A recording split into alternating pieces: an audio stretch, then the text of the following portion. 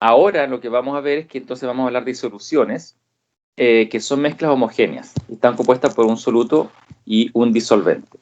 Entonces lo que yo decía es que el soluto está en la menor proporción y el disolvente es el componente que está en mayor proporción en esta disolución, que es una mezcla homogénea. Por lo tanto, si es homogénea, uno no puede distinguir dónde está uno y dónde está el otro.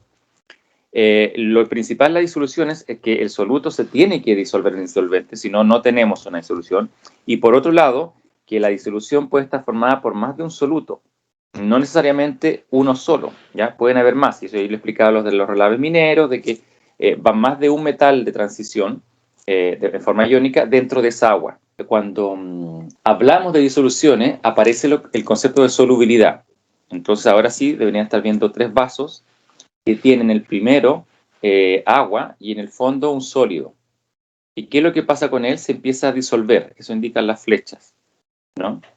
Y entonces al disolverse este sólido, disminuye la cantidad en el fondo y si se fijan, el agua se puso más de color crema. Pero ocurre también de que parte de lo que se disolvió se vuelve a transformar en sólido.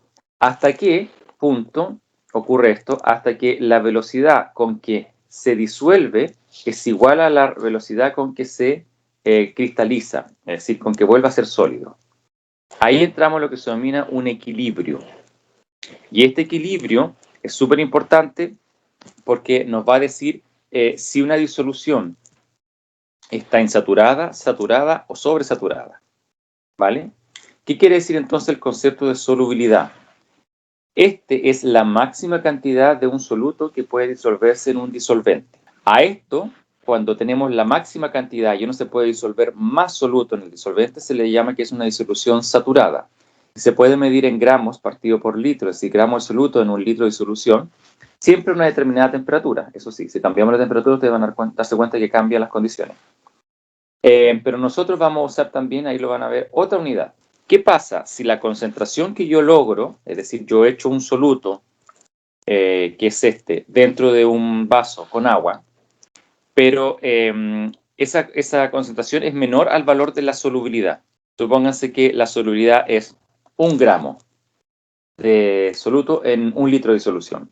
Y resulta que yo le eché solamente 0,5 gramos a 1 litro de disolución. Entonces, ¿qué es lo que ocurre? Que tengo una disolución insaturada, lo que implica entonces que yo podría echarle más soluto y todavía ese soluto se disolvería. Cuando le echo tanta cantidad de este sólido a la disolución tal que ya no puede disolver más, entonces esa concentración que logré es igual al valor de la solubilidad, que estábamos diciendo que era, en este ejemplo, 1 gramo partido por litro.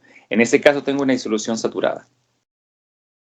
Y cuando le sigo agregando, sabiendo de que ya no puede disolver más, ese valor va a ser mayor que el de la solubilidad, lo que implica que voy a tener una disolución sobresaturada. ¿Y qué es lo que voy a ver?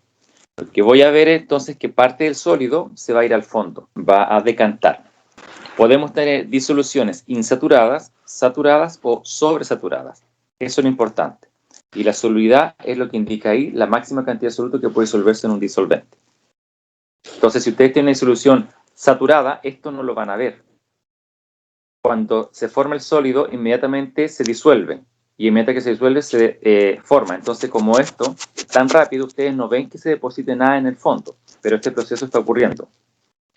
Si le echan más todavía de este soluto, hoy sí que evidentemente van a ver que se va a depositar algo en el fondo, porque no es capaz de disolver la disolución todo, es decir, que este proceso de cristalización y disolución alcance la misma rapidez, porque hay demasiado soluto. Teniendo esto en cuenta, entonces, la solubilidad, la solubilidad molar es lo mismo, no lo había dicho, que la solubilidad, pero en vez de medirlo en gramos de soluto por litro de solución, se mide en mol, ¿vale? De soluto en 1 litro de solución. Esa es la solubilidad molar. Normalmente esta es la que empleamos, ¿ya? Y es la que tenemos que acostumbrarnos, mejor dicho, porque con esa vamos a trabajar después. Pero ustedes pueden encontrar en los libros todavía que la solubilidad se expresa en gramos partido por litro. Antes, la solubilidad, la definición estaba puesta con la temperatura constante. ¿Y esto por qué? Porque la solubilidad de una sustancia cambia con la temperatura, ¿ya? y se pueden hacer lo que se denominan curvas de solubilidad, que son lo que yo les muestro aquí en este dibujo de la derecha. ¿Qué representa una curva de solubilidad? Bueno, representa la graficación de la concentración, que va a estar siempre dada en gramos de soluto en 100 gramos de agua, versus la temperatura.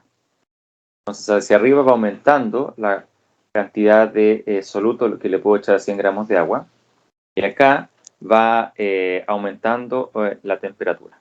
Nuestro sal más recurrente, por decirlo así, es el cloruro de sodio, que sería este que está de aquí. Fíjense que es la línea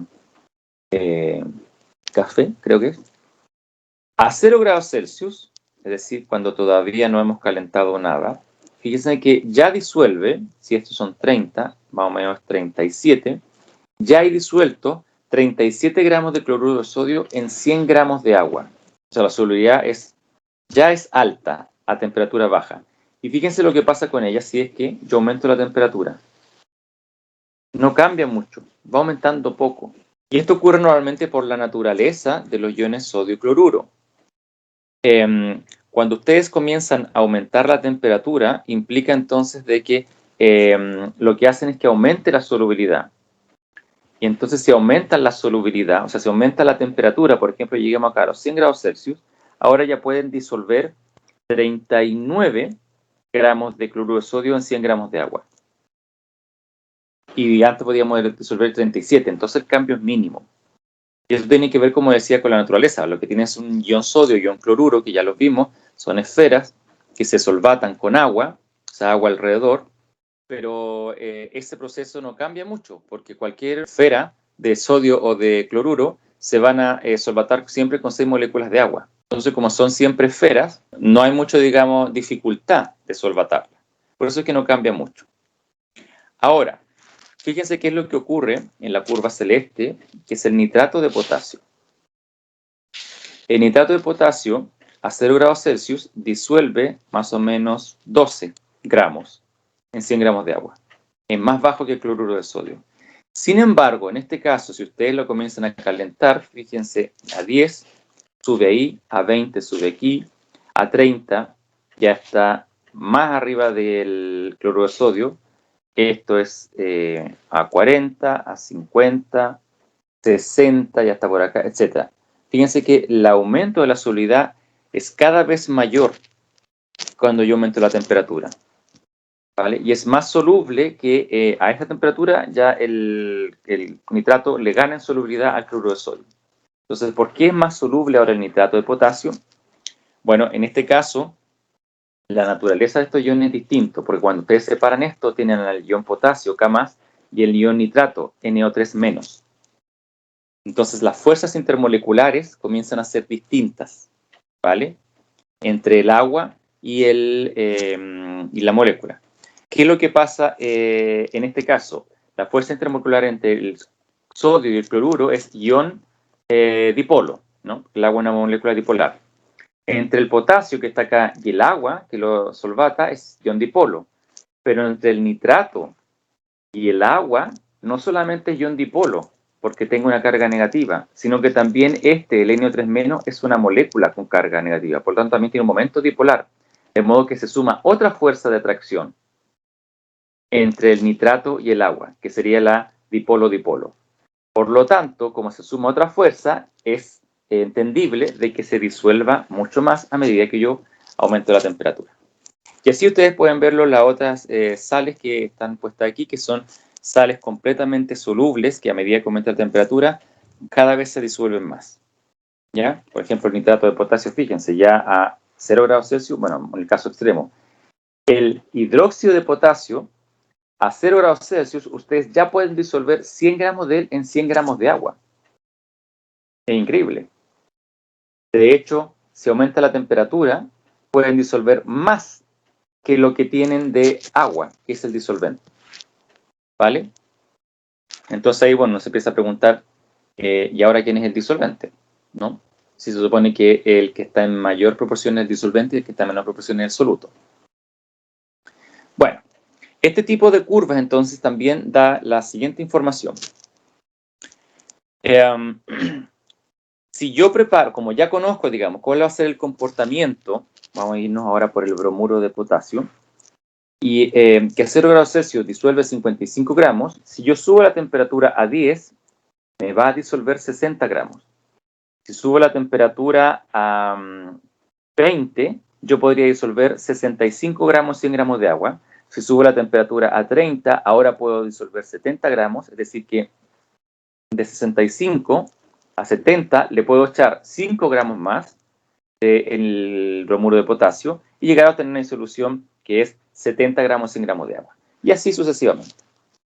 Cuando ustedes se mueven entonces por la curva, en este caso una línea recta, pero así le decimos nosotros, del bromuro de potasio, siempre entonces por la línea van a tener una disolución saturada. Si a 20 grados Celsius, por ejemplo, ustedes no le agregan 65 gramos de bromuro de potasio, sino que le agregan 60, tienen 60 gramos de bromuro de potasio en 100 gramos de agua. Esto no ha alcanzado todavía la solubilidad, la saturación, perdón. Por lo tanto, ¿qué implica esto? Que yo podría echarle 5 gramos más y llegar a 65 y por lo tanto tengo una disolución saturada. Quiere decir entonces que todos los puntos de concentración que estén por debajo de una curva como esta son todas disoluciones insaturadas. Luego, los puntos que estén en la línea o en la curva son soluciones saturadas. Y si ahora a mismo 20 grados Celsius ustedes se atrevieron a echarle 70 gramos en 100 gramos de agua, va a pasar entonces de que no se les va a disolver todo. Porque a esa temperatura solamente se puede disolver 65.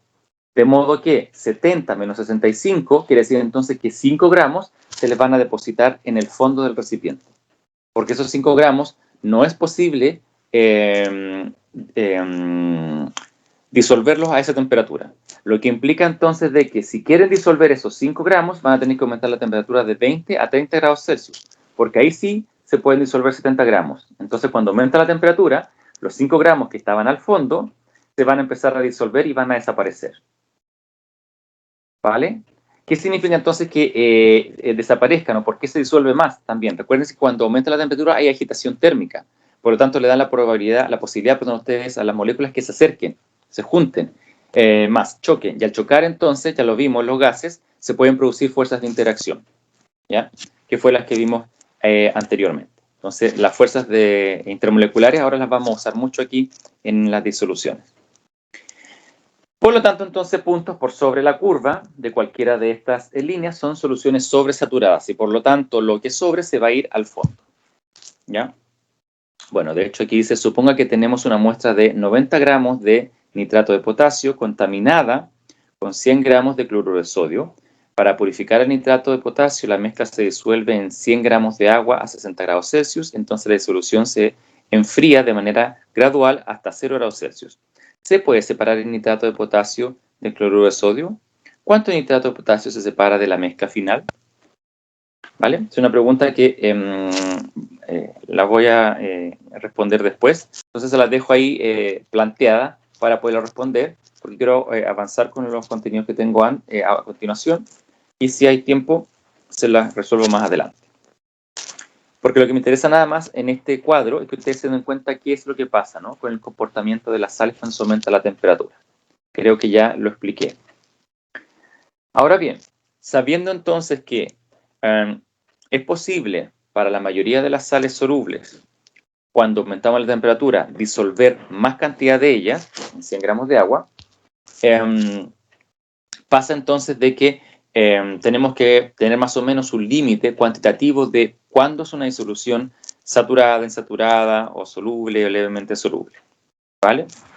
Entonces, para un sólido iónico se conocen tres tipos de disoluciones: solubles, ligeramente solubles e insolubles. ¿Ya? Pero ahora la solubilidad la vamos a medir en mol partido por litros, ¿ya? Como les dije anteriormente. Estos son los moles de soluto en un litro de solución. Y por lo tanto, esta es la concentración que vamos a usar. Ok.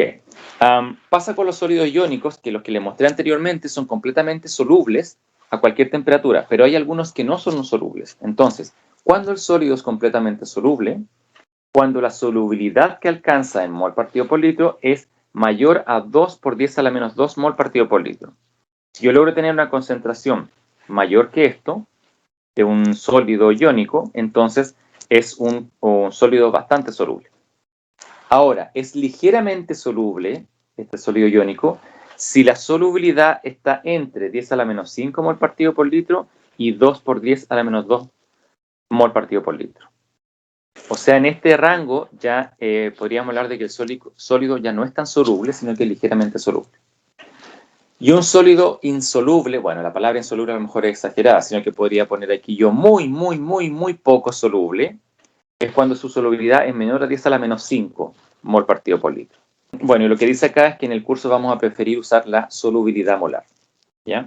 De hecho, voy a corregir esta diapositiva inmediatamente y no le voy a poner aquí insoluble, porque la verdad nos vamos a dar cuenta de que una piedra se puede disolver si uno la tira al agua, pero lo que se disuelve es mínimo, bajísimo, ¿ya? Por eso es que todos los sólidos se pueden disolver en agua, pero hay unos que son muy poco solubles. Bueno, como les decía, solamente nos vamos a dedicar a ver sólidos completamente solubles. Y para eso entonces utilizan lo que se llaman las unidades de concentración. En el caso que les voy a mostrar ahora, vamos a ver unidades de concentración de tipo físicas. Probablemente ya las vieron en el colegio, y la primera de ellas es la que ya conversamos, ¿no? Gramos en un litro. Estos corresponden a la masa de un soluto que está en gramos disuelta en un litro de disolución. O sea que lo único que tengo que hacer yo es dividir, si me dan la masa en gramos de un soluto, dividirla en un litro de disolución. O si me dan la masa en gramos de soluto y yo tengo 3 litros, la divido en 3 litros y me va a quedar en gramos partido por litro, ¿ya? Pero litros de disolución, ¿vale? Entonces aquí les tengo un ejemplo para que empecemos a trabajar ya en el calcular unidades de concentración de tipo físicas. Y son de tipo físicas porque utilizan para el soluto la magnitud de gramos, que es una unidad física, ¿ya? Entonces después vamos a ver unidad de concentración de tipo química. En el ejemplo 1 pone que una cucharadita equivale a 6.0 gramos. Bueno, ustedes pueden buscar en internet y la verdad es que las cucharaditas equivalen a distintas cosas, pero más o menos alrededor de 6.0 gramos.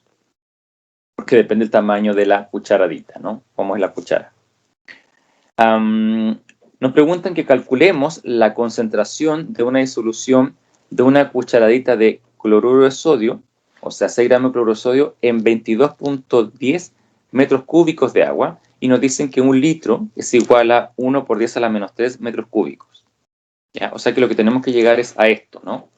A dividir los gramos en un litro de disolución. Pero, ¿qué es la disolución? Recordemos, ¿no? La disolución es el soluto más el disolvente. O sea que lo que yo necesito acá abajo es el volumen del soluto más el disolvente, en litros. Y arriba necesito la masa del soluto en gramos. Bueno, la masa del soluto en gramos me la dan, pero me dan la disolución, el volumen del disolvente en metros cúbicos. Y si la disolución es el volumen del disolvente más el volumen del soluto, ¿cómo hago para transformar esto en volumen? ¿Qué se les ocurre para transformar la masa del soluto en volumen? ¿La densidad? Ya, nos podrían dar la densidad, ¿no?, de esta sal, y así podríamos transformarla en volumen, como dice su compañera. Sin embargo, no la tenemos. Transformar la mol y después a volumen, pero eso tendría que ser respetando las condiciones de temperatura y presión. Claro, y no nos dicen tampoco de que sean condiciones normales de presión y temperatura. Y tampoco se puede tratar con la ley de los gases, porque esto no es un gas, es un sólido disuelto en un líquido. Miren, piensen una cosa. Comparen. ¿Cómo?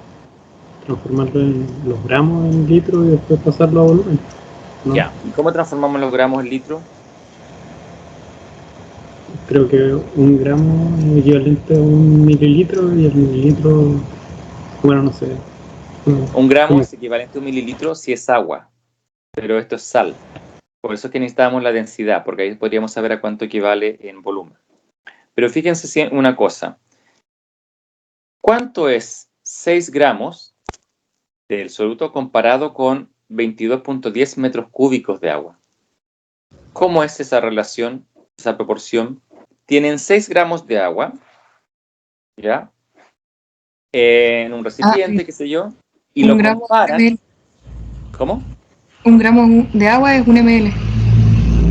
Sí, 1 gramo de agua es 1 ml. Pero imagínense que lo que están comparando son estos 6 gramos, ¿ya? Piensen lo que lo tienen ahí en un recipiente, y al lado de ese recipiente tienen un recipiente, no sé si se puede llamar así, pero es algo mucho más grande que tiene 22.10 metros cúbicos de agua. Entonces imagínense 22.10 metros cúbicos de agua. ¿Cuánto es eso en litros? Si es que lo queremos calcular en litro, hagámoslo para que tengan una idea y vean la relación que hay entre 6 gramos y el volumen del agua. Entonces, si un litro son esa cantidad de metros cúbicos, por lo tanto, para que me quede litro tengo que dividir 22.3 en 1 exponente menos 3. O sea, tengo 22.300 litros. ¿Se imaginan 22.300 litros? Es mucho. Es mucho. ¿Qué puede ser? ¿Una piscina? ¿2 piscinas? ¿3 piscinas? ¿Una piscina olímpica? Ya. Ahora que se dieron cuenta de la magnitud, ¿qué pasa si yo le echo 6 gramos a 22.100 litros? Va a quedar pero así como muy disuelto, pero así como mucho. Mucho, mucho, demasiado. Entonces, ¿cambiará realmente el volumen del agua? No. No, ¿cierto? Entonces, en este caso, sumarle 6 gramos a 22.100 litros de agua, la verdad que no hace mucha mella, o cambia. Por lo tanto, yo puedo decir que el volumen de la disolución es el volumen de agua, ¿vale? Aunque sabemos que es la suma del volumen del agua más el volumen de soluto, pero lo que les voy a sumar de volumen de soluto es mínimo, ¿no? De hecho, es casi ridículo. Entonces, como decía su compañera, va a quedar como muy demasiado disuelto. Entonces, la verdad ahí, ¿dónde está el soluto? Nunca lo vamos a encontrar. ¿Y eso va a cambiar el nivel del agua? No, la piscina no va a subir ni 1 milímetro porque le echemos 6 gramos de agua, ¿vale? Entonces, en este caso, este ejercicio es justamente para que ustedes se den cuenta de que no es necesario hacer esa suma, porque la verdad es que teniendo tan cantidad de agua, esta se puede considerar como el disolvente. Entonces, lo primero que tenemos que hacer es transformar eso en litros, porque si no, no podemos hacer el ejercicio. Entonces, si tenemos 22.10 era, con la unidad de conversión ahí que me dicen que 1 litro son 1 por 10 a la menos 3 metros cúbicos, entonces puedo obtener esto en litros. Entonces, 1 litro es 1 por 10 a la menos 3 metros cúbicos. ¿Ya? Y eso, como les dije, si lo dividen, les va a dar 22.100. Pero tenemos que dejarlo con 4 cifras significativas, porque este tiene 4. Entonces nos quedaría 2.210 por 10 a la 4. ¿Qué litros? ¿Y de estos de qué son? Litros de agua. Y entre paréntesis le voy a poner que es litro de la disolución. ¿Y por qué son los litros de la disolución ya? Porque agregarle 6 gramos evidentemente que no va a significar nada. Entonces ahora calculo lo que me pedían. Calcule la concentración, dice. Entonces tengo 6 gramos que ahora los voy a dividir por el volumen, ¿no? Entonces va a salir una cantidad irrisoria, casi ridícula si ustedes quieren. 6 gramos entonces del soluto dividido en 2.10 por 10 a la 4, no, a la 4, perdón, y estos son litros. Ahí sí. Entonces eso me queda 2.7 por 10 a la menos 4 gramos partido por litro. Entonces fíjense la concentración. Son 0,000027 gramos en 1 litro. O sea que la concentración es mínima. se perdió la cucharada de sal ahí. No sabemos dónde encontrarla. ¿Vale? Entonces es un ejercicio para mostrarles justamente esto, que ustedes sepan las magnitudes. Entonces cuando ocurre esto, que el soluto no le va a sumar al disolvente, entonces consideramos de plano de que el disolvente es la disolución completa, ¿ya? Pero en otro caso, si es que vemos que sí cambia al sumar el soluto, uno dice, ya, ahí necesito la densidad para poder transformarla en volumen porque es tanto la cantidad que le echamos que algo le va a sumar.